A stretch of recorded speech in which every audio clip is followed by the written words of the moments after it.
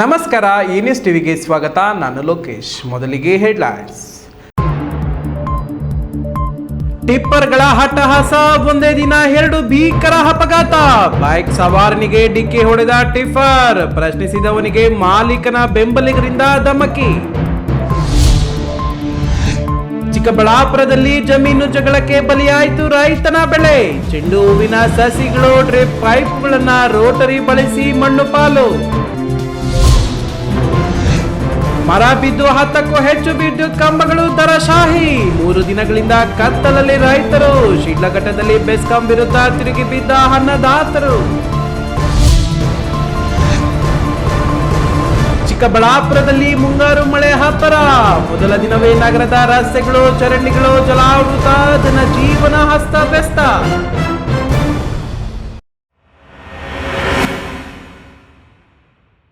ವಾರ್ತೆಗಳ ವಿವರ. ಚಿಕ್ಕಬಳ್ಳಾಪುರ ಸುತ್ತಮುತ್ತ ನಾಯಿ ಗೋಡೆಗಳಂತೆ ತಲೆ ಎತ್ತುತ್ತಿರುವ ಕ್ರಷರ್ಗಳಿಂದ ಸಿಟಿ ಕಡೆ ಸಂಚಾರ ಮಾಡುವ ಟಿಪ್ಪರ್ಗಳ ಹಾವಳಿಯಿಂದ ರಸ್ತೆಯಲ್ಲಿಯೇ ಬೇರೆ ಗಾಡಿಗಳು ಓಡಾಡಲು ಭಯ ಬೀಳುವಂತಾಗಿದೆ. ಓವರ್ ಟನ್ನೇಜ್ ಪೊಲೀಸರ ಭಯ ಇಲ್ಲ. ಯಾವ ಡ್ರೈವರ್ ಸಮವಸ್ತ್ರ ತೊಡುವುದಿಲ್ಲ. ಯಾರಿಗಾದರೂ ಡಿಕ್ಕಿ ಹೊಡೆದು ಇಳಿದು ಜನರಲ್ಲಿ ಸೇರಿಕೊಂಡ್ರೆ ಡ್ರೈವರ್ ಯಾರು ಅಂತ ಕಂಡು ಹಿಡಿಯೋಕೆ ಆಗಲ್ಲ. ಅಂಥದ್ದೊಂದು ಘಟನೆ ಇಂದು ನಡೆದ 2 ಅಪಘಾತಗಳೇ ಸಾಕ್ಷಿ.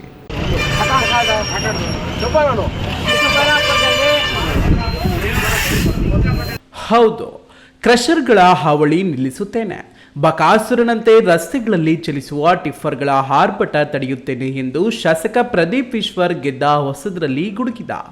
ಆಮೇಲೆ ಆ ಮಾತೇ ಇಲ್ಲ.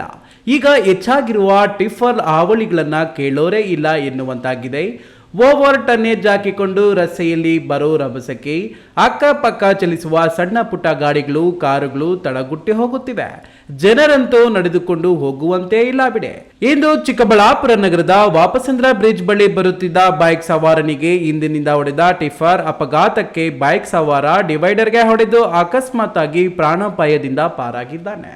ಇದಕ್ಕೂ ಮೊದಲು ಇದೇ ರಸ್ತೆಯಲ್ಲಿ ಟಿಪ್ಪರ್ ಮತ್ತೊಂದು ಟಿಪ್ಪರ್ಗೆ ಡಿಕ್ಕಿ ಹೊಡೆದ ಪರಿಣಾಮ ರಸ್ತೆ ಪಕ್ಕದಲ್ಲೇ ನಿಲ್ಲಿಸಿ ಟಿಪ್ಪರ್ನಲ್ಲಿ ಸಾಗಿಸುತ್ತಿದ್ದ ಸ್ಯಾಂಡ್ ಅನ್ಲೋಡ್ ಮಾಡುತ್ತಿದ್ರು.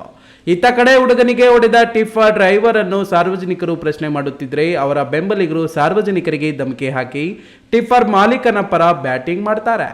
ಒಡೆಯುವವರಂತೆ ಮೇಲೆ ಮೇಲೆ ಬೀಳ್ತಾರೆ. ಇಷ್ಟೆಲ್ಲ ಆದ್ರೂ ಪೊಲೀಸರು ಒಬ್ಬರೂ ಬಂದಿಲ್ಲ. ಬಂದ್ರು ಆ ಜಗಳಕ್ಕೆ ನಮಗೂ ಸಂಬಂಧ ಇಲ್ಲ ಎನ್ನುವಂತೆ ವರ್ತಿಸುತ್ತಿದ್ರು. ಈ ಸಂಬಂಧಪಟ್ಟ ಇಲ್ಲಿ ಲೋಕಲ್ ಅಲ್ಲಿ ಏನು ಒಂದು ಕೆಲವರು ಪುಡಾರಿಗಳು ಇದ್ದಾರೆ. ಅವರು ಟಿಪ್ಪರ್ ಡ್ರೈವರ್ಗಳಿಗೆ ಸಪೋರ್ಟ್ ಅನ್ನು ಮಾಡಿಕೊಂಡು ಅವ್ರಿಗೆ ಗಾಂಜಾಗಳನ್ನು ಕೊಟ್ಕೊಂಡು ಬೇರೆ ಬೇರೆ ರೀತಿಯಲ್ಲಿ ಸೆಳೆದು ಅವರು 100-200 ಅಡಿ ಇದ್ರಲ್ಲಿ ಸ್ಪೀಡ್ ಅಲ್ಲಿ ಬಂದು ಇವತ್ತು ಯುವಕರನ್ನ ಬಲಿ ಪಡ್ತಾ ಇರೋದೇ ಈ ಚಿಕ್ಕಬಳ್ಳಾಪುರದ ಟಿಪ್ಪರ್ಗಳು ಅಂತ ನಾನು ಹೇಳಕ್ಕೆ ಇಷ್ಟಪಡ್ತೇನೆ ಬಂಧುಗಳೇ. ಸರ್, ಈಗ ಟ್ರಾಫಿಕ್ ಪೊಲೀಸ್ ಅವ್ರಂತೂ ಸಿಟಿಯಲ್ಲೇ ಇರ್ತಾರೆ. ಅವರು ಈಗ ಔಟ್ ಸೈಡ್ ಎಲ್ಲಿ ಗಾಡಿ ಹೋಗ್ತಾ ಇದೆ, ಏನಾಗ್ತಾ ಇದೆ, ಎಷ್ಟು ತೂಕ ಹಾಕಿದ್ದಾರೆ ಅನ್ನೋದು ಇದುವರೆಗೂ ಅವ್ರಿಗೆ ಜ್ಞಾನ ಇಲ್ಲ ಅನ್ನೋ ಅನ್ಸ್ತದೆ. ಸುಮ್ನೆ ಕಾಟಾಚಾರಕ್ಕೆ ನಮ್ಮ ಪೊಲೀಸ್ ಇಲಾಖೆ ಇವತ್ತು ಟ್ರಾಫಿಕ್ ಇದೆ ಅನ್ನೋದನ್ನ ನಾವು ಇದು ಮಾಡ್ತೀವಿ. SP ಸಾಹೇಬ್ರು ಇದನ್ನ ನೇರವಾಗಿ ಅವ್ರಿಗೆ ಖಡಕ್ಕನ್ನ ವಾರ್ನಿಂಗ್ ಕೊಡ್ಬೇಕಂತ ನಾವು ಈ ಮೂಲಕ ಹೇಳ್ತಾ ಇದೀವಿ ಸಾರ್ವಜನಿಕರಲ್ಲಿ. ಈಗ ಟ್ರಾಫಿಕ್ ಇನ್ಸ್ಪೆಕ್ಟರ್ ಬಂದು ಜನಗಳು ಸೆದ್ರೋದ್ ಮಾಡ್ತಾ ಇದಾರೆ ಅಷ್ಟೇ. ಅವ್ರ ಪರಿಸ್ಥಿತಿ ಏನಾಗಿದೆ, ಯಾವ ರೀತಿ ಬಂದ್ರು ಏನ್ ಬಂದ್ರು ಅಂತ ಹೇಳ್ತಾ ಇಲ್ಲ. ಒಟ್ನಲ್ಲಿ ಸಾರ್ವಜನಿಕರ ಕಣ್ಣರಿಸೋಕೆ ಅಂತ RTO ಮತ್ತು ಪೊಲೀಸರು ಆಗೊಮ್ಮೆ ಈಗೊಮ್ಮೆ ಒಂದೊಂದು ಗಾಡಿ ಹಿಡಿದು ಕ್ರಮ ಕೈಗೊಂಡೇ ತೋರಿಸುತ್ತಾರೆ. ಆದರೆ ಪ್ರತಿನಿತ್ಯ ಲೋಡ್ ಗಟ್ಟಲೆ ಸಂಚಾರ ಮಾಡುವ ಟಿಪ್ಪರ್ಗಳ ಹಾವಳಿಯಿಂದ ಈಗಾಗಲೇ 100 ವಾಹನಗಳು ಜಖಂ ಆಗಿವೆ. ಅದೆಷ್ಟೋ ಜೀವಗಳು ಬಲಿ ಆಗಿವೆ. ಆದ್ರೂ ಟಿಪ್ಪರ್ ಮಾಲೀಕರಿಗಾಗ್ಲಿ ಚಾಲಕರಿಗಾಗ್ಲಿ ಭಯ ಅನ್ನೋದೇ ಇಲ್ಲದಂತಾಗಿದೆ.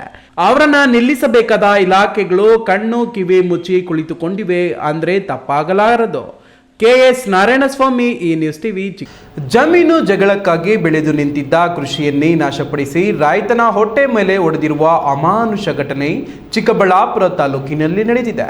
ತಾತ ಅಜ್ಜಿಯ ಕಾಲದಿಂದಲೂ ಉಳುಮೆ ಮಾಡಿಕೊಂಡು ಬರುತ್ತಿದ್ದ ಜಮೀನಿಗೆ ನುಗ್ಗಿದ ಬಲಾಢ್ಯರು ಲಕ್ಷಾಂತರ ರೂಪಾಯಿ ಮೌಲ್ಯದ ಚೆಂಡು ಹೂವಿನ ಬೆಳೆ ಹಾಗೂ ಡ್ರಿಪ್ ಪೈಪ್ಗಳನ್ನು ನಾಶಪಡಿಸಿದ್ದಾರೆ.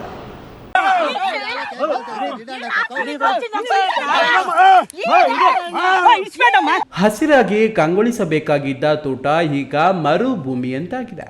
ಕಷ್ಟಪಟ್ಟು ಬೆಳೆಸಿದ ಸಸಿಗಳು ಮಣ್ಣಿನಲ್ಲಿ ಹೂತು ಹೋಗಿವೆ. ಚಿಕ್ಕಬಳ್ಳಾಪುರ ತಾಲೂಕು ಶೆಟ್ಟಿಗೆರೆ ಬಳಿಯ ಕೋನಿಗಾರಹಳ್ಳಿಯ ಸರ್ವೆ ನಂಬರ್ 1/5 ಜಮೀನಿನಲ್ಲಿ ನಡೆದಿರುವ ದೌರ್ಜನ್ಯದ ದೃಶ್ಯಗಳಿವೆ. ಹೌದು, ಚಿಕ್ಕಬಳ್ಳಾಪುರ ತಾಲೂಕಿನ ಶೆಟ್ಟಿಗೆರೆ ಬಳಿಯ ಕೋನಿಗಾರಹಳ್ಳಿಯಲ್ಲಿ ಈ ಘಟನೆ ನಡೆದಿದೆ. ನೊಂದ ರೈತ ಮಂಜುನಾಥ್ ತಮಗೆ ನ್ಯಾಯ ಕೊಡಿಸುವಂತೆ ಕಣ್ಣೀರು ಹಾಕುತ್ತಿದ್ದಾರೆ. ಈ ಜಮೀನು ಮಂಜುನಾಥ್ ಅವರ ಅಜ್ಜಿ ಮುನಿಯಮ್ಮ ಹೆಸರಿನಲ್ಲಿದ್ದ 3 ಎಕರೆ ಸರ್ಕಾರಿ ಮಂಜೂರಾತಿ ಭೂಮಿ. ತಲೆಮಾರುಗಳಿಂದ ಈ ಕುಟುಂಬ ಇಲ್ಲೇ ಕೃಷಿ ಮಾಡಿಕೊಂಡು ಜೀವನ ಸಾಗಿಸುತ್ತಿತ್ತು. ಆದರೆ ಇತ್ತೀಚೆಗೆ ಅದೇ ಗ್ರಾಮದ ಶಿವಪ್ಪ ಮತ್ತು ಅವರ ಕುಟುಂಬದ ಕಣ್ಣು ಈ ಜಮೀನಿನ ಮೇಲೆ ಬಿದ್ದಿದೆ. ಕಳೆದ ಮೇ 31ರಂದು ಜಮೀನಿನ ವಿಷಯವಾಗಿ ಪೆರೇಸಂದ್ರ ಪೊಲೀಸ್ ಠಾಣೆಯಲ್ಲಿ ದೂರು ಪ್ರತಿದೂರು ದಾಖಲಾಗಿತ್ತು. ಜಮೀನನ್ನ ಸರ್ವೆ ಮಾಡಿಸುವಂತೆ ಪೊಲೀಸರು ಹೇಳಿದರು. ಆದರೆ ಅದಕ್ಕೆ ಕಾಯದೆ ಶಿವಪ್ಪ, ಆತನ ಹೆಂಡತಿ, ಅಳಿಯಂದಿರು ಸೇರಿದಂತೆ ಸುಮಾರು 20ಕ್ಕೂ ಹೆಚ್ಚು ಜನ ಬಲಾಢ್ಯರು ಟ್ರ್ಯಾಕ್ಟರ್ನೊಂದಿಗೆ ತೋಟಕ್ಕೆ ನುಗ್ಗಿದ್ದಾರೆ. ತೋಟದಲ್ಲಿದ್ದ ಸುಮಾರು 6.300 ಚೆಂಡು ಹೂವಿನ ಸಸಿಗಳನ್ನು ಟ್ರ್ಯಾಕ್ಟರ್ಗೆ ರೋಟರಿ ಬಳಸಿ ಸಂಪೂರ್ಣ ಮಣ್ಣು ಪಾಲು ಮಾಡಿದ್ದಾರೆ. ಅಷ್ಟೇ ಅಲ್ಲದೆ ಲಕ್ಷಾಂತರ ರೂಪಾಯಿ ವೆಚ್ಚದಲ್ಲಿ ಅಳವಡಿಸಲಾಗಿದ್ದ ಡ್ರಿಪ್ ಪೈಪುಗಳನ್ನು ಕತ್ತರಿಸಿ ಹಾಕಿ ವಿಕೃತಿ ಮೆರೆದಿದ್ದಾರೆ. ತೋಟದಲ್ಲಿದ್ದ ದಂಪತಿಗಳು ಇದನ್ನು ತಡೆಯಲು ಹೋದಾಗ ಅವರ ಮೇಲೂ ದೌರ್ಜನ್ಯ ಎಸಲಾಗಿದೆ. ನಮ್ಮ ಅಜ್ಜಿ ಹೆಸರಾಗ 3 ಎಕರೆ ಐತೆ. 3 ಎಕರೆ ಐತೆ. ನಾವು ನಮ್ಮ ಬೆಳೆ ಬೆಳೀತಾ ಇದ್ದೀವಿ. ಚೆಂಡು ಕೂಡ ಡ್ಯಾಮೇಜ್ಗೆಲ್ಲ ಬೆಳೀತಾ ಇದ್ದೀವಿ. ಇವಾಗ 3 ಎಕರೆಗ ಪೈಪುಗಳು ದೊಡ್ಡ ಪೈಪುಗಳೆಲ್ಲ ಹಾಕಿದ್ದು ಸಹ ಎಲ್ಲ ಕಿತ್ತು ಬಿಸಾಕಿ ಎಲ್ಲ ನಾಶನ ಮಾಡಿ 6500 ನಾರು ಎಲ್ಲ ಕಿತ್ತಾಕಿ ಎಲ್ಲ ಕಿತ್ತು ಬಿಸಾಕಿ ನಾರೇ ತೋರಿಸ್ತಾ ಇಲ್ಲ. ನಾರು ಆ ಕಡೆ ಈ ಕಡೆ ನೋಡಿದ್ರು ಇಲ್ಲ, ನಾರೇ ಇಲ್ಲ. ಅಲ್ಲಿ ಪೈಪುಗಳೆಲ್ಲ ಪೀಸ್ ಮಾಡಿ ಎಲ್ಲ ಪೊಜಿಟ್ ಮಾಡವ್ರೆ. ನಮ್ಗೆ ಪೊಲೀಸ್ ಕಡೆಯಿಂದ ನಮ್ಗೆ ರಕ್ಷಣೆ ಕೊಡ್ತಾಯಿಲ್ಲ. ಎಲ್ಲೋದ್ರೂ ಅವ್ರ ಕಡೆ ರಕ್ಷಣೆ ಕೊಡ್ತಾವ್ರೆ. ನಮ್ಮ ಕಡೆ ರಕ್ಷಣೆ ಕೊಡ್ತಾನೆ ಇಲ್ಲ, ಯಾರು ಮಾಡ್ತಾನೆ ಇಲ್ಲ. ನಮ್ಮ ನೋಡಿದ್ರೆ ಏನೋ ಬೇಕಾದಂಗೆ ಏನೋ ಬೀದ್ ನನ್ನ ಮಗನಂಗೆ ನೋಡ್ತಾರೆ ಸರ್ ಎಲ್ಲರೂ. ಎಲ್ಲೋದ್ರೂ ನಮ್ಗೆ ರಕ್ಷಣೆ ಕೊಡ್ತಾ ಇಲ್ಲ. ಯಾರು ನೋಡಿದ್ರು ಈಗ ಬರ್ತೀವಿ ಹೋಗ್ತೀವಿ, ನಮ್ಗೆ ರಕ್ಷಣೆ ಯಾರು ಕೊಡ್ತಾ ಇಲ್ಲ. ಯಾರು ನೋಡಿದ್ರೆ ಅವ್ರ ಕಡೆ ನೋಡ್ತಾರೆ, ಅವ್ರ ಕಡೆ ಎಲ್ಲ ಅವ್ರ ಕಡೆ ಮಾಡ್ತಾ ಇದ್ದಾರೆ. ನಮ್ಮ ಕಡೆ ಯಾರು ನೋಡ್ತಾನೆ ಇಲ್ಲ ಸರ್. ಎಲ್ಲಿ ತಗೊಂತ ಇಲ್ಲ ಸರ್. ಎಲ್ಲ ಅವನ್ನೆಲ್ಲ ಹುಡ್ಕೊತಾ ಇದ್ವು. ಯಾರು ನೀವೇ ಬಂದು ಇವತ್ತು ನಮ್ಗೆ ರಕ್ಷಣೆ ಕೊಡ್ತಾರೆ. ಜೂನ್ ಬೇದಿಗೆ ಹಾಕ್ತಾರೆ. ನೆರ್ಕ ಮಚ್ಚಲಾಗ್ತದೆ ಜಮೀನು ಬಂದು ಶಿವಪ್ಪನೋ ನಾಗೇಶನೋ ಶ್ರೀರಾಮಪ್ಪನೋ ಎಲ್ಲ ಜೂನ್ ಬೇದಿಗೆ ಘಟನೆ ನಡೆದು ದಿನಗಳು ಕಳೆದರೂ ಈತ ಪೊಲೀಸರಾಗಲಿ ಅಥವಾ ಕಂದಾಯ ಅಧಿಕಾರಿಗಳಾಗಲಿ ಯಾವುದೇ ಕ್ರಮ ಕೈಗೊಂಡಿಲ್ಲ. ಮನೆ ಮಠ ಬಿಟ್ಟು ಕೈಯಲ್ಲಿ ಕಡತ ಹಿಡಿದು ಕಚೇರಿ ಸುತ್ತಿ ಸುಸ್ತಾಗಿರುವ ರೈತರ ಕುಟುಂಬ ಈಗ ದಿಕ್ಕು ಕಾಣದಂತಾಗಿದೆ. ಬಲಾಢ್ಯರ ದೌರ್ಜನ್ಯಕ್ಕೆ ತುತ್ತಾಗಿರುವ ಈ ಬಡ ರೈತರ ಕುಟುಂಬಕ್ಕೆ ಸಂಬಂಧಪಟ್ಟ ಅಧಿಕಾರಿಗಳು ಈಗಲಾದರೂ ನ್ಯಾಯ ಕೊಡಿಸುತ್ತಾರಾ? ಕಾದು ನೋಡಬೇಕಾಗಿದೆ. ಕ್ಯಾಮರಾಮ್ಯಾನ್ ಅಖಿಲ್ ಜೊತೆ KS ನಾರಾಯಣಸ್ವಾಮಿ, ಈ ನ್ಯೂಸ್ ಟಿವಿ, ಚಿಕ್ಕಬಳ್ಳಾಪುರ. ಶಿಡ್ಲಘಟ್ಟ ತಾಲೂಕಿನ ಪಲಿಚರ್ಲು ಫೀಡರ್ ವ್ಯಾಪ್ತಿಯ ಇದ್ಲುಡು ಗ್ರಾಮದ ಬಳಿ ಬೃಹತ್ ಗಾತ್ರದ ಮರವು ವಿದ್ಯುತ್ ಲೈನ್ಗಳ ಮೇಲೆ ಬಿದ್ದ ಕಾರಣ ಸುಮಾರು 10ಕ್ಕೂ ಹೆಚ್ಚು ವಿದ್ಯುತ್ ಕಂಬಗಳು ಮುರಿದಿದ್ದು 3 ದಿನಗಳಿಂದ ವಿದ್ಯುತ್ ಇಲ್ಲದೆ ಇದ್ಲುಡು ಹಾಗೂ ಸುತ್ತಮುತ್ತಲಿನ ಗ್ರಾಮಗಳ ನಾಗರಿಕರು ಹಾಗೂ ಕೃಷಿಕರು ಪರದಾಡುವಂತಾಗಿದೆ.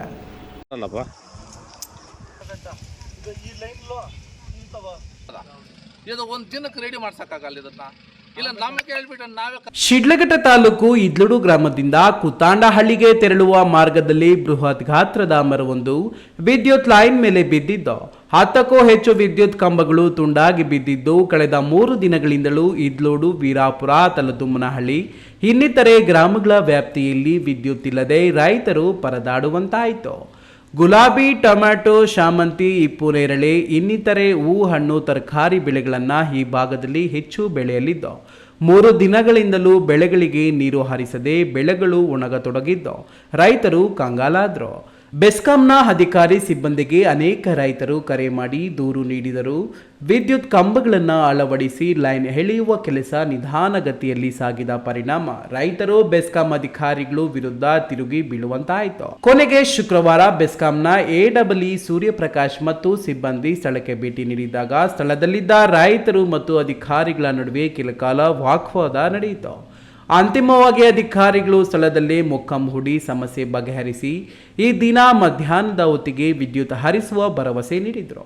ಆನಂತರಷ್ಟೇ ರೈತರು ಸಮಾಧಾನಗೊಂಡರು. ಸಂಜೆ ವೇಳೆ ದುರಸ್ತಿ ಕಾರ್ಯ ಮುಗಿಸಿ ವಿದ್ಯುತ್ ನೀಡುವಲ್ಲಿ ಅಧಿಕಾರಿಗಳು ಸಫಲರಾಗಿದ್ದು ಅಧಿಕಾರಿಗಳ ಕಾರ್ಯಕ್ಕೆ ರೈತರು ಖುಷಿಯಾಗಿದ್ದಾರೆ. ವೀರಾಪುರ ಮಂಜುನಾಥ್, ಈ ನ್ಯೂಸ್ ಟಿವಿ, ಶಿಡ್ಲ. ಇದೀಗ ವಿರಾಮದ ನಂತರ ಈ ನ್ಯೂಸ್ ಟಿವಿ ಮುಂದುವರಿಯುತ್ತದೆ. ಖ್ಯಾತ ಶಸ್ತ್ರಚಿಕಿತ್ಸಾ ತಜ್ಞ ಡಾಕ್ಟರ್ ಪ್ರಶಾಂತ್ ಮೂರ್ತಿ ಸಾರಥ್ಯದಲ್ಲಿ ಆರಂಭಗೊಂಡಿದೆ ಅತ್ಯಾಧುನಿಕ ಸೌಲಭ್ಯಗಳನ್ನು ಒಳಗೊಂಡ ದಿನದ 24 ಗಂಟೆಗಳ ಕಾಲ ಕಾರ್ಯನಿರ್ವಹಿಸುತ್ತಿರುವ ಅಭಯ ಆಸ್ಪತ್ರೆಯಲ್ಲಿ ಎಲ್ಲಾ ರೀತಿಯ ಚಿಕಿತ್ಸೆಗಳು ಲಭ್ಯ. ಗುಣಮಟ್ಟದ ಆರೋಗ್ಯ ಸೇವೆಯನ್ನು ಕೈಗೆಟುಕುವ ದರದಲ್ಲಿ ಒದಗಿಸುವುದು ನಮ್ಮ ಧ್ಯೇಯ. ಚಿಕ್ಕಬಳ್ಳಾಪುರ ಜಿಲ್ಲೆಯಲ್ಲಿ ಆರಂಭಗೊಂಡಿರುವ ಈ ಆಸ್ಪತ್ರೆಯಲ್ಲಿ ಈ ಕೆಳಕಂಡ ಚಿಕಿತ್ಸೆಗಳು ಲಭ್ಯ: ತುರ್ತು ಸೇವೆ, ಜನರಲ್ ಮೆಡಿಸಿನ್, ಜನರಲ್ ಸರ್ಜರಿ, ಮಕ್ಕಳ ತಜ್ಞ ವೈದ್ಯರ ಸೇವೆ, ಎಂಡೋಸ್ಕೋಪಿ, ಮೂಳೆ ರೋಗ ತಜ್ಞರ ಸೇವೆ, ಸ್ತ್ರೀರೋಗ ತಜ್ಞರ ಸೇವೆ, ಗ್ಯಾಸ್ಟ್ರೋಎಂಟರಾಲಜಿ, ಸಿಟಿ ಸ್ಕ್ಯಾನಿಂಗ್, ಅಲ್ಟ್ರಾಸೌಂಡ್ ಹಾಗೂ ಪ್ರಯೋಗಾಲಯ ಸೇವೆಗಳು ಲಭ್ಯವಿದೆ. Looking for the perfect place for your child's bright future? Welcome to Dolphins Group of Educational Institutions, where excellence begins from the very first step. Our new Montessori program designed to nurture young minds with care and creativity. With experienced faculty, safe and reliable transport facilities, and separate secure hostel accommodation, we ensure comfort, safety, and quality education at every stage. From foundational learning to higher education, we build confidence, character, and success. Dolphins Group of Educational Institutions, empowering young minds. Admissions open now. ವಿರಾಮದ ನಂತರ ಈ news ಟಿವಿಗೆ ಸ್ವಾಗತ. ಮುಂಗಾರು ಮಳೆ ಉತ್ತರ ಒಳನಾಡು ಮತ್ತು ದಕ್ಷಿಣ ಒಳನಾಡಿಗೆ ಪ್ರವೇಶಿಸಿದ್ದು, ಪ್ರವೇಶದ ಮೊದಲ ದಿನವೇ ಚಿಕ್ಕಬಳ್ಳಾಪುರದಲ್ಲಿ ಗುಡುಗು ಸಹಿತ ಭಾರೀ ಮಳೆ ಸುರಿದಿದ್ದು, ರಸ್ತೆಗಳು ಚರಂಡಿಗಳು ತುಂಬಾ ನೀರೋ.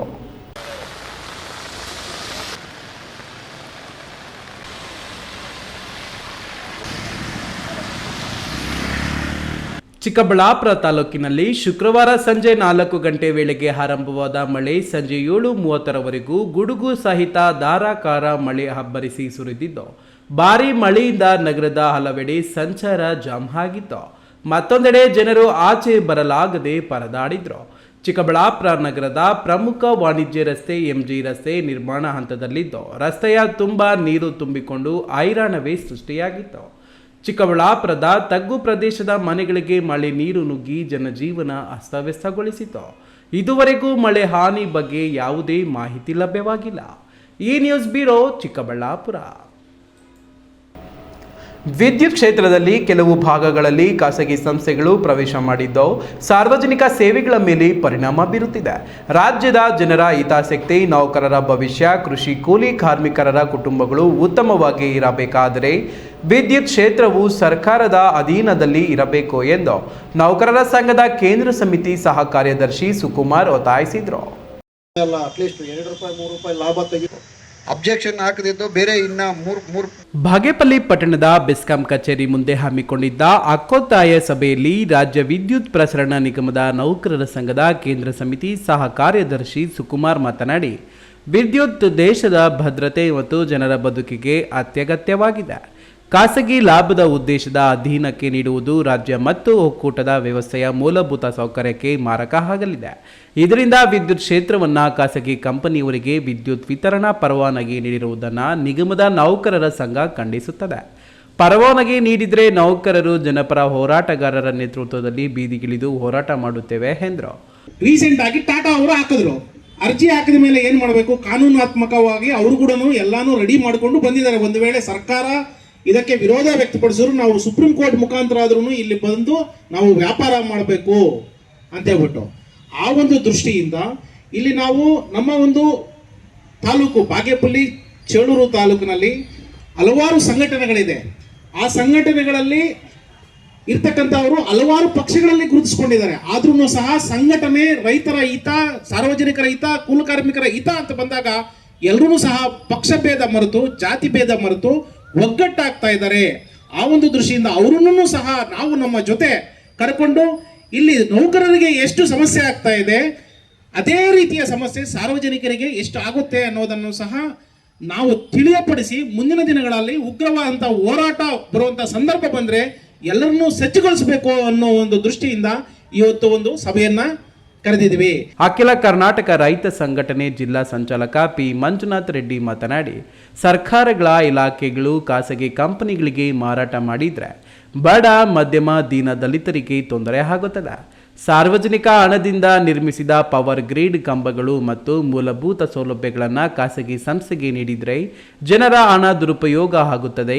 ಗ್ರಾಹಕರಿಗೆ ರೈತರ ನೀರಾವರಿ ಯೋಜನೆಗಳಿಗೆ ಉಚಿತ ವಿದ್ಯುತ್ ರಿಯಾಯಿತಿ ದರದಲ್ಲಿ ಖಾಸಗಿ ಕಂಪನಿಗಳು ವಿದ್ಯುತ್ ಪೂರೈಸುವುದಿಲ್ಲ. ಇದರಿಂದ ಕೃಷಿಕರು ಸಂಕಷ್ಟ ಅನುಭವಿಸುತ್ತಾರೆ ಎಂದು ತಿಳಿಸಿದರು. ಈ ವೇಳೆ ಬೆಸ್ಕಾಂ ಸಹಾಯಕ ಕಾರ್ಯಪಾಲಕ ಅಭಿಯಂತರ ಸೋಮಶೇಖರ್, ಕರ್ನಾಟಕ ಪ್ರಾಂತ ರೈತ ಸಂಘದ ರಾಜ್ಯ ಉಪಾಧ್ಯಕ್ಷ ಚನ್ನರಾಯಪ್ಪ ಮಾತನಾಡಿದರು. ಸಭೆಯಲ್ಲಿ ತಾಲೂಕು ಸರ್ಕಾರಿ ನೌಕರರ ಸಂಘದ ಕಾರ್ಯದರ್ಶಿ doctor CN Satyanarayana Reddy, KPTCL taluk ನೌಕರರ ಸಂಘದ ಅಧ್ಯಕ್ಷ ಪಿ ರಮೇಶ್ ಬಾಬು, ಕಾರ್ಯದರ್ಶಿ ಸಿ ರವಿ, ಪರಿಶಿಷ್ಟ ಜಾತಿ ಪಂಗಡದ ನೌಕರರ ಅಧ್ಯಕ್ಷ ಬಾಲಕೃಷ್ಣ, ಚೇತನ್, ನಾರಾಯಣಸ್ವಾಮಿ, ಲಕ್ಷ್ಮೀನಾರಾಯಣ, ಶ್ರೀನಿವಾಸ್, ಪ್ರಾಂತ ರೈತ ಸಂಘದ ತಾಲೂಕು ಕಾರ್ಯದರ್ಶಿ ಡಿಟಿ ಮುನಿಸ್ವಾಮಿ ಮುಂತಾದವರು ಹಾಜರಿದ್ದರು.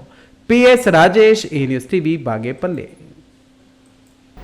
ಕಮ್ಯುನಿಸ್ಟ್ ಪಾರ್ಟಿ ಮುಖಾಂತರ ಹೋರಾಟಕ್ಕೆ ಧುಮುಕಿದ ಕಾಮ್ರೇಡ್ ಲಕ್ಷ್ಮಯ್ಯ ಎಂದೇ ಪ್ರಚಲಿತವಾಗಿರುವ ಎಸ್ ಲಕ್ಷ್ಮಯ್ಯರವರಿಗೆ 94 ವರ್ಷ ತುಂಬಿ 95ನೇ ವರ್ಷಕ್ಕೆ ಕಾಲಿಟ್ಟಿದೆ. ಅವರು ಮಾಡಿದ ಹೋರಾಟ ಚಿಕ್ಕಬಳ್ಳಾಪುರಕ್ಕೆ ಜಕ್ಕಲಮಡುಗು ನೀರು, ಬಸಪ ಛತ್ರದ ನಿರಾಶ್ರಿತರಿಗೆ ಶಾಶ್ವತ ಸೂರು ಸಿಗುವಂತಾಗಿದೆ. ನಗರದ ಭಗತ್ ಸಿಂಗ್ ನಗರ ನಿರ್ಮಾಣವಾಗಿದ್ದೇ ಅವರ ಹೋರಾಟದ ಫಲ. 95ರ ಆಸುಪಾಸಿನಲ್ಲೂ ಅವರು ಶಾಶ್ವತ ನೀರಾವರಿ ಹೋರಾಟದಲ್ಲಿ ಸಕ್ರಿಯರಾಗಿರುವುದು ಅವರ ಸಾಮಾಜಿಕ ಬದ್ಧತೆಯನ್ನು ತೋರುತ್ತದೆ ಎಂದು ನಿವೃತ್ತ ನ್ಯಾಯಮೂರ್ತಿ ಜಸ್ಟಿಸ್ ವಿ ಗೋಪಾಲಗೌಡ ತಿಳಿಸಿದರು.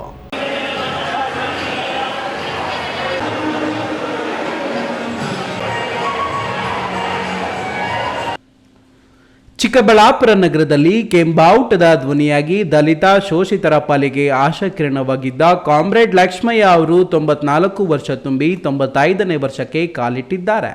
ಚಿಕ್ಕಬಳ್ಳಾಪುರ ನಗರದ ವಾಪಸಂದ್ರ ಕೆಇಬಿ ಕಲ್ಯಾಣ ಮಂಟಪದಲ್ಲಿ ಅವರ ಅಭಿಮಾನಿಗಳು, ಅನುಯಾಯಿಗಳು ಮತ್ತು ಸ್ನೇಹಿತರು ಹುಟ್ಟುಹಬ್ಬದ ಸಮಾರಂಭ ಹಮ್ಮಿಕೊಂಡಿದ್ದರು. ಕಾರ್ಯಕ್ರಮದ ಅಧ್ಯಕ್ಷತೆ ವಹಿಸಿದ್ದ ಸುಪ್ರೀಂ ಕೋರ್ಟ್ ನಿವೃತ್ತ ನ್ಯಾಯಮೂರ್ತಿ ಜಸ್ಟಿಸ್ ವಿ ಗೋಪಾಲಗೌಡ ಮಾತನಾಡಿ, ಹುಟ್ಟು ಹೋರಾಟಗಾರ, ಅದರಲ್ಲೂ ಕಮ್ಯುನಿಸ್ಟ್ ಪಾರ್ಟಿಯಲ್ಲಿ ನಿರ್ಗತಿಕರಿಗೆ ಭೂಮಿ, ಮನೆ, ನಿವೇಶನಗಳ ಬಗ್ಗೆ ಹೆಚ್ಚಿನ ಹೋರಾಟ ಮಾಡಿದವರು. ಅವರ ಕಾರ್ಯಕ್ರಮದಲ್ಲಿ ಭಾಗವಹಿಸಿರುವುದು ನನಗೆ ಸಂತಸ ತಂದಿದೆ.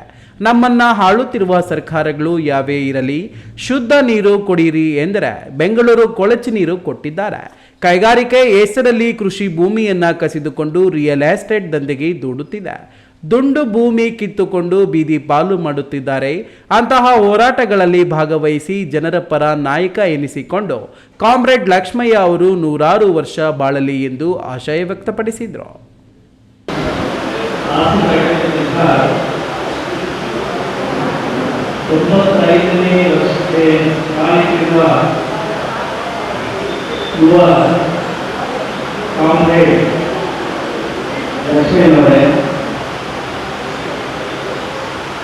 ಈ ಸಮಾರಂಭದಲ್ಲಿ ಲಕ್ಷ್ಮಯ್ಯನವರ 95ನೇ ವರ್ಷದ ಹುಟ್ಟುಹಬ್ಬಕ್ಕೆ ಶುಭಾಶಯಗಳನ್ನು ಕೋರುವುದಕ್ಕಾಗಿ ಇನ್ನು ಹುಟ್ಟುಹಬ್ಬದ ಕೇಂದ್ರ ಬಿಂದು ಕಾಮ್ರೇಡ್ ಲಕ್ಷ್ಮಯ್ಯ ಮಾತನಾಡಿ, ನನಗೆ ಹೋರಾಟವೇ ಮನೆಯಾಗಿತ್ತು. ನನ್ನ ಜೊತೆಯಲ್ಲಿ ಕೆಲಸ ಮಾಡಿದ ಸ್ನೇಹಿತರು ಇಂದು ಈ ಸಂಭ್ರಮ ಮಾಡುತ್ತಿದ್ದಾರೆ. ಇದೆಲ್ಲ ನನಗೆ ಇಡಿಸಲ್ಲ. ಆದರೆ ಮನೆಯವರ, ಸ್ನೇಹಿತರ ಒತ್ತಾಯಕ್ಕೆ ಒಪ್ಪಿಕೊಂಡೆ. ನಮ್ಮ ಕಾಲದ ಹೋರಾಟಗಳು ಮತ್ತೆ ಮರುಕಳಿಸಬೇಕು. ಭೂ ಮಾಲೀಕರಿಗೆ, ಸರ್ಕಾರಕ್ಕೆ ಚಾಟಿ ಬೀಸಬೇಕು. ಆಗ ಮಾತ್ರ ಆಳುವ ದನಿಗಳು ಮಾತು ಕೇಳುತ್ತಾರೆ. ಈಗಿನ ರಾಜಕೀಯ ಕೊಳುಕು ಯಾರಿಗೂ ನಿಯತ್ತಿಲ್ಲ. ಜನರ ಕೆಲಸ ಮಾಡಬೇಕೆಂಬ ದೂರದೃಷ್ಟಿ ಇಲ್ಲ. ಓಟಿಗಾಗಿ ಏನು ಬೇಕಾದರೂ ಮಾಡುತ್ತಾರೆ ಎಂದು ತಮ್ಮ ನೋವನ್ನು ಹೊರಹಾಕಿದ್ರು. ಈ ವೇಳೆ ಮಾಜಿ ಶಾಸಕರಾದ ಕೆಪಿ ಬಚ್ಚೇಗೌಡ, ಶಿವಾನಂದ, ಶಾಶ್ವತ ನೀರಾವರಿ ಹೋರಾಟ ಸಮಿತಿ ಅಧ್ಯಕ್ಷ ಆರ್ ಆಂಜನೇಯ ರೆಡ್ಡಿ, ಚಿಮುಲ್ ನಿರ್ದೇಶಕ KV Nagaraj, KV Naveen Kiran, lawyer Papireddy, lawyer Narayanaswamy, Venkatarayappa, Sushma Srinivas ಮತ್ತಿತರರು ಲಕ್ಷ್ಮಯ್ಯ ಜೊತೆ ಹೋರಾಟ, ಅಧಿಕಾರ ಆಳ್ವಿಕೆ ಮಾಡಿದ ಅನುಭವ ಹಂಚಿಕೊಂಡ್ರು. ಸಾಹಿತಿ ಕಲ್ವಮಂಜಲಿ ಗೋಪಾಲಗೌಡರು ಕಾಮ್ರೇಡ್ ಲಕ್ಷ್ಮಯ್ಯ ಬೆಳೆದು ಬಂದ ಹಾದಿಯ ಮೆಲುಕು ಹಾಕಿದ್ರು. ವೇದಿಕೆಯಲ್ಲಿ ಹಿರಿಯ ಪತ್ರಕರ್ತ ಸೋಮಶೇಖರ್, ನಗರಸಭಾ ಮಾಜಿ ಅಧ್ಯಕ್ಷ ಗಜೇಂದ್ರ ಮತ್ತಿತರರು ಇದ್ದರು. ಕೆಎಸ್ ನಾರಾಯಣಸ್ವಾಮಿ, ಈ ನ್ಯೂಸ್ ಟಿವಿ, ಚಿಕ್ಕಬಳ್ಳಾಪುರ. ವರ್ಷದ ಎಲ್ಲ ಋತುಮಾನಗಳಲ್ಲಿ ಸಿಗುವ ಸ್ಥಳೀಯ ಹಣ್ಣು ಹಂಪಲುಗಳನ್ನು ಸೇವಿಸುವುದರಿಂದ ಉತ್ತಮ ಮಾನಸಿಕ ಮತ್ತು ದೈಹಿಕ ಆರೋಗ್ಯವನ್ನು ಸುಸ್ಥಿತಿಯಲ್ಲಿಟ್ಟುಕೊಳ್ಳಬಹುದಾಗಿದೆ ಎಂದು ಶಿಡ್ಲಘಟ್ಟದ ಪ್ರಗತಿಪರ ರೈತ ರಾಜ್ಯ ಒಕ್ಕಲಿಗರ ಒಕ್ಕೂಟದ ರಾಜ್ಯ ಉಪಾಧ್ಯಕ್ಷ ಪೂಲಕುಂಟಹಳ್ಳಿ ರಘುನಾಥ ರೆಡ್ಡಿ ತಿಳಿಸಿದರು.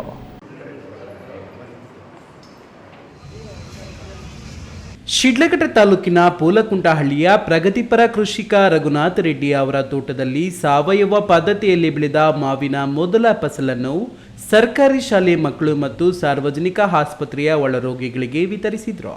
ಈ ವೇಳೆ ಮಾತನಾಡಿದ ಅವರು, ಸಾವಯವ ಪದ್ಧತಿಯಲ್ಲಿ ಮಾವಿನ ಫಸಲು ತೆಗೆದಿದ್ದು ಮೊದಲ ಫಸಲಿನ ಎಲ್ಲ ಮಾವಿನ ಹಣ್ಣನ್ನು ಸಾರ್ವಜನಿಕ ಆಸ್ಪತ್ರೆಯ ಒಳರೋಗಿಗಳು ಸೇರಿದಂತೆ ನನ್ನೂರಿನ ಸುತ್ತಮುತ್ತಲ ಗ್ರಾಮಗಳ ಸರ್ಕಾರಿ ಶಾಲಾ ಮಕ್ಕಳಿಗೆ ಉಚಿತವಾಗಿ ವಿತರಿಸಲಿದ್ದೇನೆ.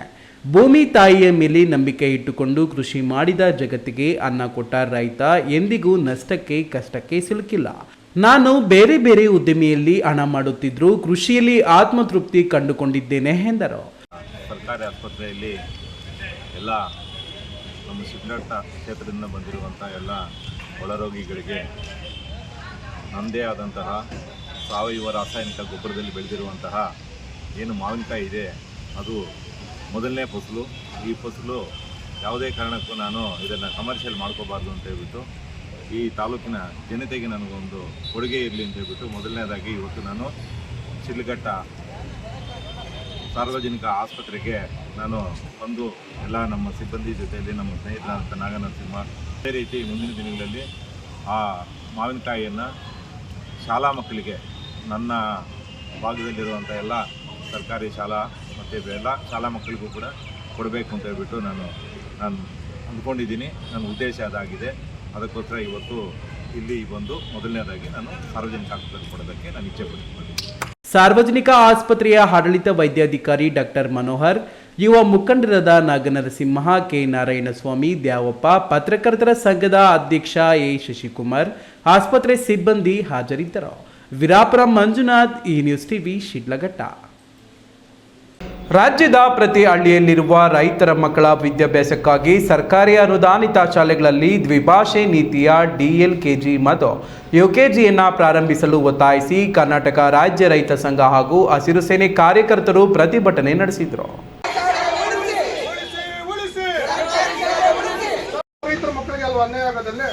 ಕೋಲಾರ ನಗರದ DDPA ಕಚೇರಿ ಮುಂದೆ ಕರ್ನಾಟಕ ರಾಜ್ಯ ರೈತ ಸಂಘದ ಹಾಗೂ ಹಸಿರು ಸೇನೆ ವತಿಯಿಂದ ಹಮ್ಮಿಕೊಂಡಿದ್ದ ಪ್ರತಿಭಟನೆಯಲ್ಲಿ ರಾಜ್ಯ ಯುವ ಘಟಕದ ಅಧ್ಯಕ್ಷ ಕಲ್ವಮಂಜಲಿ ರಾಮಶಿವಣ್ಣ ಮಾತನಾಡಿ, ರಾಜ್ಯದ ರೈತರ ಮಕ್ಕಳ ವಿದ್ಯಾಭ್ಯಾಸಕ್ಕಾಗಿ ಸರ್ಕಾರಿ ಹಾಗೂ ಅನುದಾನಿತ ಶಾಲೆಗಳ ಉಳಿವಿಗಾಗಿ ಪ್ರತಿ ಹಳ್ಳಿ ಹಾಗೂ ನಗರದಲ್ಲಿರುವ ರಾಜ್ಯದ ಸರ್ಕಾರಿ ಮತ್ತು ಅನುದಾನಿತ ಶಾಲೆಗಳಲ್ಲಿ LKG ಮತ್ತು UKGಯಿಂದ ದ್ವಿಭಾಷೆ ನೀತಿಯಲ್ಲಿ ಪ್ರಾರಂಭಿಸಬೇಕು ಹಾಗೂ ವಿದ್ಯಾರ್ಥಿಗಳು ವಿದ್ಯಾಭ್ಯಾಸಕ್ಕೆ ಅನುಕೂಲವಾಗುವಂತೆ ಪ್ರತಿ ವಿಷಯವಾರು ಒಬ್ಬೊಬ್ಬ ಶಿಕ್ಷಕರನ್ನು ನೇಮಿಸಿ 6ನೇ ಗ್ಯಾರಂಟಿಯನ್ನು ಜಾರಿ ಮಾಡಿ ಎಂದು ಆಗ್ರಹಿಸಿದರು. ಕೋಲಾರ ಉಪನಿರ್ದೇಶಕರ ಕಚೇರಿ, ಶಿಕ್ಷಣ ಇಲಾಖೆ ಕಚೇರಿ ಮುಂದ್ಗಡೆ ಸರ್ಕಾರಿ ಶಾಲೆಗಳು ಮತ್ತು ಅನುದಾನಿತ ಶಾಲೆಗಳು ಉಳಿಬೇಕು. ಇವತ್ತು ಸರ್ಕಾರಿ ಶಾಲೆಗಳ ವಿದ್ಯಾರ್ಥಿಗಳಿಗೆ ವಿದ್ಯಾಭ್ಯಾಸಕ್ಕಾಗಿ 10 ಜನಕ್ಕೆ ಒಬ್ಬ ಶಿಕ್ಷಕರು, 11-12 ಜನಕ್ಕೆ ಇಬ್ಬರು ಶಿಕ್ಷಕರನ್ನ ನೇಮಕ ಮಾಡ್ತಾ ಇರ್ತಕ್ಕಂಥದ್ದನ್ನ ನಾವು ಸ್ವಾಗತ ಮಾಡ್ತೀವಿ. ಆದ್ರೆ ಅನುದಾನಿತ ಶಾಲೆಗಳಲ್ಲಿ 40 ಜನಕ್ಕೆ ಒಬ್ಬ ಶಿಕ್ಷಕರು, 80 ಜನಕ್ಕೆ ಇಬ್ಬರು ಶಿಕ್ಷಕರನ್ನ ನೇಮಕ ಮಾಡ್ತಾ ಇರ್ತಕ್ಕಂಥದ್ದನ್ನ ನಾವು ಖಂಡಿಸಿ, ಇವತ್ತು ಆ ವಿದ್ಯಾರ್ಥಿಗಳಿಗೆ ಅನ್ಯಾಯ ಆಗೋದಿಲ್ವಾ, ಆ ನಿಯಮನ ಅವ್ರಿಗೂ ಕೂಡ ಅಳವಡಿಸಬೇಕು ಅಂತೇಳಿ ಮೊದಲನೇ ಬೇಡಿಕೆಯನ್ನ ನಾವು ಅವ್ರ ಹತ್ರ ಇಡ್ತಾ ಇದ್ದೀವಿ. ಅನುದಾನಿತ ಶಾಲೆಗಳಲ್ಲಿ ಇರುವ ಹೆಚ್ಚುವರಿ ಶಿಕ್ಷಕರನ್ನ 40 ಜನಕ್ಕೆ ಒಬ್ಬರು ಶಿಕ್ಷಕರು, 80 ಜನಕ್ಕೆ ಇಬ್ಬರು ಶಿಕ್ಷಕರು, 120 ಜನಕ್ಕೆ 3 ಶಿಕ್ಷಕರು, 160 ಜನಕ್ಕೆ 4 ಶಿಕ್ಷಕರು, 200 ಜನಕ್ಕೆ 5 ಶಿಕ್ಷಕರು, 240 ಜನಕ್ಕೆ 6 ಶಿಕ್ಷಕರು ನೇಮಿಸಿ ಆದೇಶಿಸಿರುತ್ತಾರೆ. ಇದರಿಂದ ಮಕ್ಕಳ ವಿದ್ಯಾಭ್ಯಾಸಕ್ಕೆ ತೊಂದರೆಯಾಗುತ್ತದೆ. ಸರ್ಕಾರಿ ಶಾಲೆಗಳ ಶಿಕ್ಷಕರಂತೆ ಅನುದಾನಿತ ಶಾಲಾ ಶಿಕ್ಷಕರನ್ನ 10 ಜನಕ್ಕೆ ಒಬ್ಬ ಶಿಕ್ಷಕರು, 11ಕ್ಕೆ ಇಬ್ಬರು ಶಿಕ್ಷಕರು ನೇಮಕ ಮಾಡಿ ಆದೇಶ ಮಾಡಬೇಕೆಂದು ಒತ್ತಾಯಿಸಿ DDPI ಅಲ್ಲಂ ಪರ್ವೀನ್ ತಾಜ್ ಅವರ ಮೂಲಕ ಮುಖ್ಯಮಂತ್ರಿ DK ಶಿವಕುಮಾರ್ ಅವರಿಗೆ ಮನವಿ ಸಲ್ಲಿಸಿದರು. ಪ್ರತಿಭಟನೆಯಲ್ಲಿ ಕರ್ನಾಟಕ ರಾಜ್ಯ ರೈತ ಸಂಘದ ಹಾಗೂ ಹಸಿರು ಸೇನೆ ಜಿಲ್ಲಾ ಪ್ರಧಾನ ಕಾರ್ಯದರ್ಶಿ G ನಾರಾಯಣಸ್ವಾಮಿ, ಕಾನೂನು ಘಟಕದ ಅಧ್ಯಕ್ಷ ಬೇವಹಳ್ಳಿ ಶಂಕರಪ್ಪ, ತೇರಹಳ್ಳಿ ಚಂದ್ರಪ್ಪ, ಸುಳದೇವನಹಳ್ಳಿ ವೆಂಕಟರಾಜು, ಮಡಿವಾಳ ಮುನಿರಾಜು, ಕ್ಯಾಳನೂರು ಕ್ರಾಸ್ ವಿಶ್ವನಗರ ಶಬ್ಬೀರ್, ಜೋಡಿ ಕೃಷ್ಣಾಪುರ ಮಂಜುನಾಥ್, ಕಾಡ ಕಚ್ಚಹಳ್ಳಿ ವಿಶ್ವನಾಥಗೌಡ, ಮಹಿಳಾ ಮುಖಂಡರಾದ ಕೂಲರ್ ಮಮತಾ, ರತ್ನಮ್ಮ, ರಾಧಮ್ಮ ಇನ್ನಿತರರು ಭಾಗವಹಿಸಿದ್ರು. ಸತೀಶ್, ಈ ನ್ಯೂಸ್ ಟಿವಿ, ಕೋಲಾರ. ರಾಜ್ಯ ಪಂಚಾಯತ್ ರಾಜ್ ಸಚಿವರಾಗಿ ಅಧಿಕಾರ ಸ್ವೀಕರಿಸುತ್ತಲೇ ಸಚಿವ ಈಶ್ವರ್ ಖಂಡ್ರೆ ಅವರು ಫುಲ್ ಆಕ್ಟಿವ್ ಆಗಿದ್ದಾರೆ. ಸಚಿವ ಸ್ಥಾನ ವಹಿಸಿಕೊಂಡ ಬೆನ್ನಲ್ಲೇ ಗ್ರಾಮೀಣ ಭಾಗದ ಕಡೆ ಮುಖ ಮಾಡಿರುವ ಸಚಿವರು ದೇವನಹಳ್ಳಿಯಲ್ಲಿರುವ ಬೆಂಗಳೂರು ಗ್ರಾಮಾಂತರ ಜಿಲ್ಲಾಡಳಿತ ಭವನದಲ್ಲಿ ಮಹತ್ವದ ಪರಿಶೀಲನಾ ಸಭೆ ನಡೆಸಿದರು. ಸಭೆಗೂ ಮುನ್ನ ಇಲಾಖೆಯ ಪ್ರಮುಖ ಯೋಜನೆಗಳ ಬಗ್ಗೆ ಅಧಿಕಾರಿಗಳಿಂದ ಸಂಪೂರ್ಣ ಮಾಹಿತಿ ಪಡೆದುಕೊಂಡರು.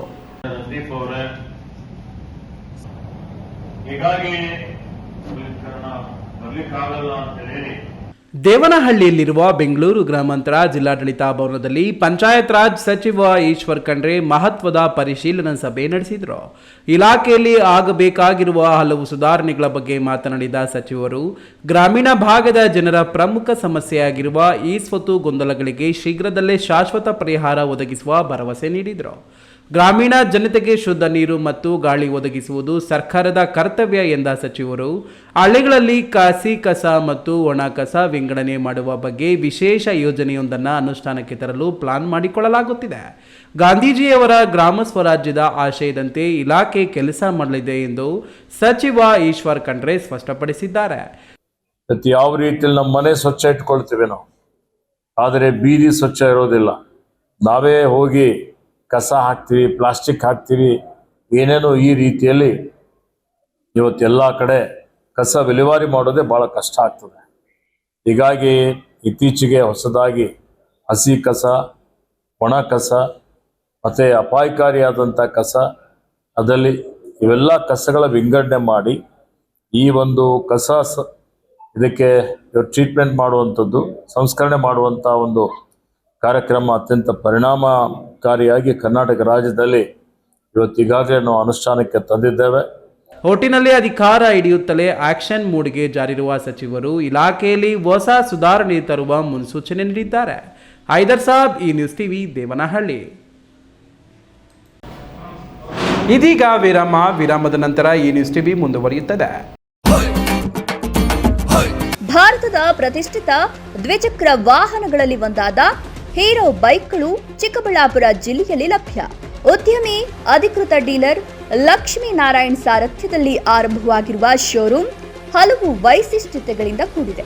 ಹೀರೋ ಕಂಪನಿಯ ಬೈಕ್ಗಳ ಅಧಿಕೃತ ಮಾರಾಟಗಾರರು ಮತ್ತು ಸರ್ವಿಸ್ ಸೆಂಟರ್ ಸೇವೆಗಳು ಚಿಕ್ಕಬಳ್ಳಾಪುರದಲ್ಲಿ ಈಗ ಲಭ್ಯ. ವಿಳಾಸ ವಿಶಾಲ್ ಮಾರ್ಟ್ ಮುಂಭಾಗ, ಬೇಬಿ ರಸ್ತೆ, ಚಿಕ್ಕಬಳ್ಳಾಪುರ. ಕಷ್ಟಪಟ್ಟು ಹಣ ಕೊಡಿಸಿ ಒಡವೆ ಮಾಡಿಸಿರ್ತೀರಿ. ಮಕ್ಕಳ ಉನ್ನತಾಭ್ಯಾಸಕ್ಕೋ, ಅವ್ರ ಮದ್ವೆಗೋ ಅಥವಾ ಯಾವ್ದಾದ್ರೂ ಆರೋಗ್ಯ ಸಮಸ್ಯೆ ಬಂದಾಗ ಹಣ ಬೇಕಾಗತ್ತೆ. ಆ ಚಿನ್ನವನ್ನ ಮಾರೋಕೆ ಅಂತ ಹೋದಾಗ ಬೇಕಾಬಿಟ್ಟಿ ಬೆಲೆ ಕೇಳ್ತಾರೆ ಅನ್ನೋ ಚಿಂತೆಲಿದ್ದೀರಾ? ಇನ್ನು ಮುಂದೆ ಆ ಚಿಂತೆ ಮಾಡೋ ಪ್ರಮೇಯನೇ ಇಲ್ಲ. ಹಿಂದೆ ಹಿಂದೂಸ್ತಾನ್ ಗೋಲ್ಡ್ ಕಂಪನಿಗೆ ಬನ್ನಿ. ತಾವು ಅಡ ಇಟ್ಟಿರೋ ಚಿನ್ನವನ್ನ ತಕ್ಷಣ ಬಿಡಿಸಿ ಇಂದಿನ ಆನ್ಲೈನ್ ಬೆಲೆಗೆ ಕೊಂಡ್ಕೊಂಡು ಕೂಡಲೇ ಬಾಕಿ ಹಣವನ್ನ ನಿಮ್ ಕೈ ಕೊಡ್ತಾರೆ. ನಿಮ್ಮ ಕನಸಿನ ಸಾಕಾರಕ್ಕೆ ಜೊತೆ ಆಗ್ತಾರೆ. ಹಿಂದೂಸ್ತಾನ್ ಗೋಲ್ಡ್ ಕಂಪನಿ, ಇದು ನಿಮ್ಮ ಕಂಪನಿ ಅಲ್ಲ, ನಮ್ಮೆಲ್ಲರ ಕಂಪನಿ. ವಿರಾಮದ ಬಳಿಕ ಈ ನ್ಯೂಸ್ ಟಿವಿಗೆ ಸ್ವಾಗತ. ಇದೀಗ ಸಂಕ್ಷಿಪ್ತ ಸುದ್ದಿಗಳು. ನಾಡಪ್ರಭು ಕೆಂಪೇಗೌಡರ 517ನೇ ಜಯಂತಿಯ ಕಾರ್ಯಕ್ರಮವನ್ನು ಕೋಲಾರ ಜಿಲ್ಲಾಡಳಿತದ ವತಿಯಿಂದ ಜೂನ್ 27ರಂದು ಶನಿವಾರ ಜಿಲ್ಲಾ ಕೇಂದ್ರದಲ್ಲಿ ಹಮ್ಮಿಕೊಳ್ಳಲಾಗಿದ್ದು ಅರ್ಥಪೂರ್ಣವಾಗಿ ಆಚರಿಸೋಣ ಎಂದು ಅಪರ ಜಿಲ್ಲಾಧಿಕಾರಿ ಎಸ್.ಎಂ. ಮಂಗಳಾ ಹೇಳಿದರು. ಕೋಲಾರ ನಗರದ ಹೊರವಲಯದ ಜಿಲ್ಲಾಧಿಕಾರಿಗಳ ಕಚೇರಿಯ ಸಭಾಂಗಣದಲ್ಲಿ ನಡೆದ ನಾಡಪ್ರಭು ಕೆಂಪೇಗೌಡ ಜಯಂತಿಯ ಪೂರ್ವಭಾವಿ ಸಭೆಯ ಅಧ್ಯಕ್ಷತೆ ವಹಿಸಿ ಮಾತನಾಡಿ, ನಾಡಪ್ರಭು ಕೆಂಪೇಗೌಡ ಜಯಂತಿಯ ವೇದಿಕೆ ಕಾರ್ಯಕ್ರಮವನ್ನು ಸಂಜೆ 4 ಗಂಟೆಗೆ ರಂಗಮಂದಿರದಲ್ಲಿ ಹಮ್ಮಿಕೊಳ್ಳಲಾಗಿದೆ. ಕಳೆದ ವರ್ಷದಂತೆ ನಾಡಪ್ರಭು ಕೆಂಪೇಗೌಡರ ಜಯಂತಿಯಲ್ಲಿ ಪಲ್ಲಕ್ಕಿ ಮೆರವಣಿಗೆ ಕಡ್ಡಾಯವಾಗಿ ಪೊಲೀಸ್ ಇಲಾಖೆಯಿಂದ ಅನುಮತಿಯನ್ನು ಪಡೆದು ಸೂಚಿಸಿರುವ ಮಾರ್ಗದಲ್ಲಿ ನಾಡಪ್ರಭು ಕೆಂಪೇಗೌಡರ ಜಯಂತಿಯ ಪಲ್ಲಕ್ಕಿ ಮೆರವಣಿಗೆ ಸಾಗಬೇಕು ಎಂದರು. ಕೊನೆಯದಾಗಿ ಮತ್ತೊಮ್ಮೆ ಹೆಡ್ಲೈನ್ಸ್. ಟಿಪ್ಪರ್ಗಳ ಹಟ್ಟಹಾಸ, ಒಂದೇ ದಿನ 2 ಭೀಕರ ಅಪಘಾತ. ಬೈಕ್ ಸವಾರನಿಗೆ ಡಿಕ್ಕಿ ಹೊಡೆದ ಟಿಪ್ಪರ್, ಪ್ರಶ್ನಿಸಿದವನಿಗೆ ಮಾಲೀಕನ ಬೆಂಬಲಿಗರಿಂದ ಧಮಕಿ. ಚಿಕ್ಕಬಳ್ಳಾಪುರದಲ್ಲಿ ಜಮೀನು ಜಗಳಕ್ಕೆ ಬಲಿಯಾಯಿತು ರೈತನ ಬೆಳೆ. ಚೆಂಡು ಹೂವಿನ ಸಸಿಗಳು, ಡ್ರಿಪ್ ಪೈಪ್ಗಳನ್ನ ರೋಟರಿ ಬಳಸಿ ಮಣ್ಣು ಪಾಲು. ಮರ ಬಿದ್ದು 10ಕ್ಕೂ ಹೆಚ್ಚು ವಿದ್ಯುತ್ ಕಂಬಗಳು ದರಶಾಹಿ. 3 ದಿನಗಳಿಂದ ಕತ್ತಲಲ್ಲಿ ರೈತರು. ಶಿಡ್ಲಘಟ್ಟದಲ್ಲಿ ಬೆಸ್ಕಾಂ ವಿರುದ್ಧ ತಿರುಗಿ ಬಿದ್ದ ಅನ್ನದಾತರು. ಚಿಕ್ಕಬಳ್ಳಾಪುರದಲ್ಲಿ ಮುಂಗಾರು ಮಳೆ ಅಬ್ಬರ. ಮೊದಲ ದಿನವೇ ನಗರದ ರಸ್ತೆಗಳು, ಚರಂಡಿಗಳು ಜಲಾವೃತ, ಜನಜೀವನ ಅಸ್ತವ್ಯಸ್ತ. ವೈಭವೀಕರಣವಿಲ್ಲದ ನೈಜ ಸುದ್ದಿಗಳಿಗಾಗಿ ವೀಕ್ಷಿಸಿ ಈ ನ್ಯೂಸ್ ಟಿವಿ.